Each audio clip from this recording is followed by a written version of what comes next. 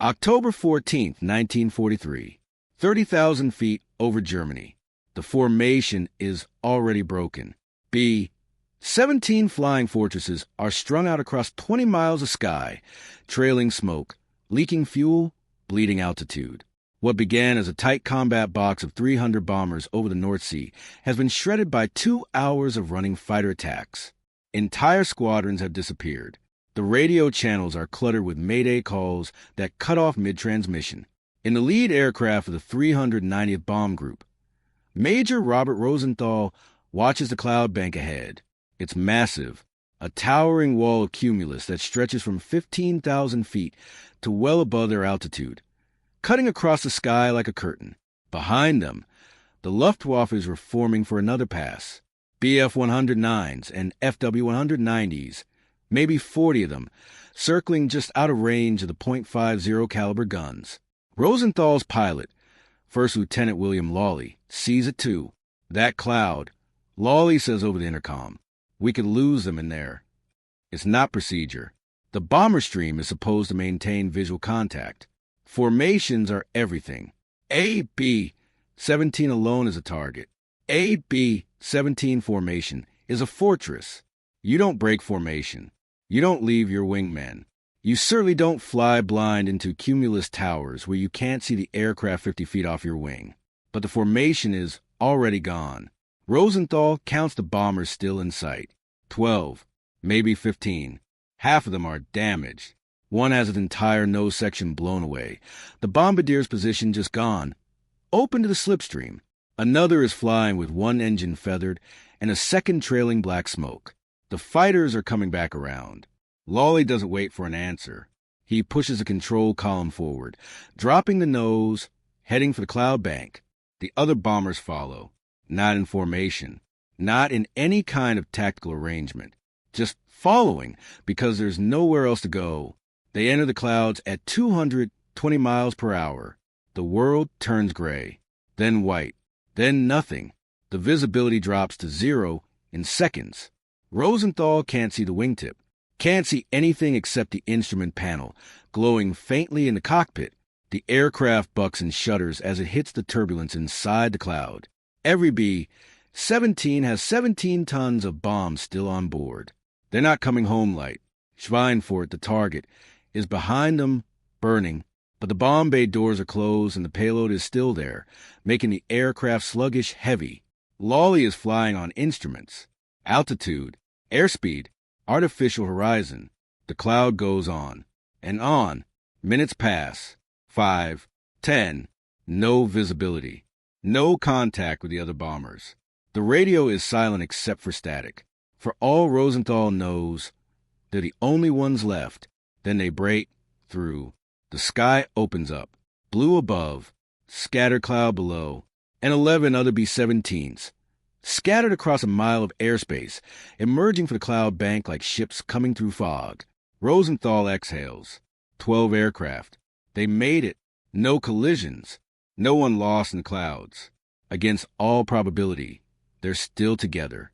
Still alive. Then someone on the radio yells, "Bandits, 6 o'clock high." Rosenthal twists in his seat. Behind them, coming out of the same cloud bank, are the fighters. 24 Bf-109s and FW-190s, spaced out, but vectoring toward the bombers. They follow them through. It takes a moment for the reality to settle. The Luftwaffe pilots saw the bombers dive into the clouds and followed them in. Blind flying, no instruments reliable enough for that kind of work, risking collision with each other, with the bombers, with the cloud itself. They followed anyway. Lawley's voice is flat. They're not breaking off. The fighters coming fast. Head-on attacks first. That's doctrine. Hit the bombers from the front where the defensive guns have the least coverage. The .50 calibers in the nose and chin turret open up, spitting tracers. The fighters close to knife fighting range before peeling off, so close Rosenthal can see the rivets on the wings. One FW-190 doesn't peel off. It keeps coming, closing the distance. Rosenthal realizes what's happening half a second before it does. The pilot is going to ram them. At the last instant, the fighter breaks left. The wing clips the B-17's number 3 engine. Metal screams. The engine housing crumples inward, and the propeller shears off, tumbling through space. The FW-190 spins away, trailing debris, its right wing bent at an impossible angle. Lawley fights the controls. The B-17 yaws hard to the right with the loss of thrust. He trims it out, feathers the dead engine, brings the aircraft back to something resembling level flight. But they're losing altitude, and the fighters are coming back. The next 20 minutes are a running battle at progressively lower altitudes. The bombers tighten up as much as they can, but there's no real formation anymore. Just proximity, just mutual support. The gunners fire until the barrels glow red. Spent shell casings pile up on the deck, ankle deep in some positions. The waist gunners work their weapons in overlapping fields of fire, tracking the fighters through the turns, leading the targets, squeezing the triggers in short. Control bursts the way they were trained. 2 more bombers go down. One explodes, just disintegrates in midair, gone in a flash of orange. The other starts a long, spiraling descent, smoke pouring from the fuselage. Rosenthal counts parachutes. 3, maybe 4. Not enough. The fighters break off at 10,000 feet. They don't have the fuel to stay. Or maybe they're out of ammunition. Or maybe they've decided the bombers are done anyway. 10 B-17s left now, scattered across the sky, all damaged, all losing altitude. They cross into Allied airspace over Belgium at 6,000 feet. The landmarks are recognizable now. Rivers, towns, railways. Rosenthal navigates by dead reckoning and sheer familiarity with the route. They've flown it a dozen times. The fields below are green, peaceful, like there's no war at all. The base is 150 miles away. They're not going to make it. Lawley puts a bomber down in a pasture outside Ghent, wheels up, a controlled crash that tears off the belly turret and crumples the fuselage but leaves the crew alive. They climb out into the mud, ears ringing, hands shaking. The Belgian resistance finds them before the Germans do. 3 days later, they're back in England. Of the 12 bombers that went into the clouds, 7 make it home. The other 3 land at forward airfields or ditch in the channel, or set down in occupied territory, and never make it back. 60 crew members went into the clouds. 42 come out.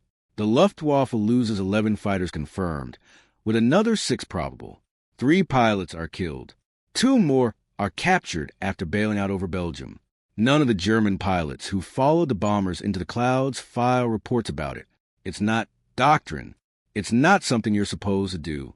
But they did it anyway, because the bombers were there, because the war required it, because that's what the moment demanded. Later, historians will call it the Second Schweinfurt raid. They'll talk about the losses: 60 bombers destroyed, 600 men killed or captured. They'll call it a strategic failure, a mission that nearly broke the 8th Air Force.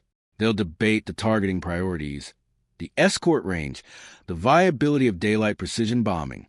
But they won't talk much about the clouds, or the 12 bombers that went into them with the Luftwaffe behind them, because of the footnote, a small moment in a very long day, the kind of thing that doesn't fit into the strategic narrative. But the men who were there remember it.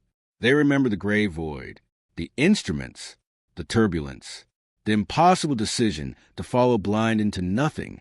Both sides, American and German, committed to the same insane calculus, that survival meant going forward, even when forward meant flying into oblivion.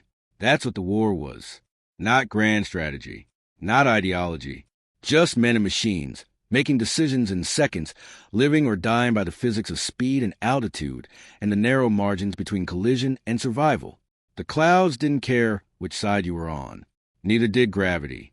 Neither did the mathematics of structural failure, or the reality of empty fuel tanks. The war was fought in those margins, in the space between the decision and the outcome, where courage and stupidity looked exactly the same, where following through was the only option that made any sense at all.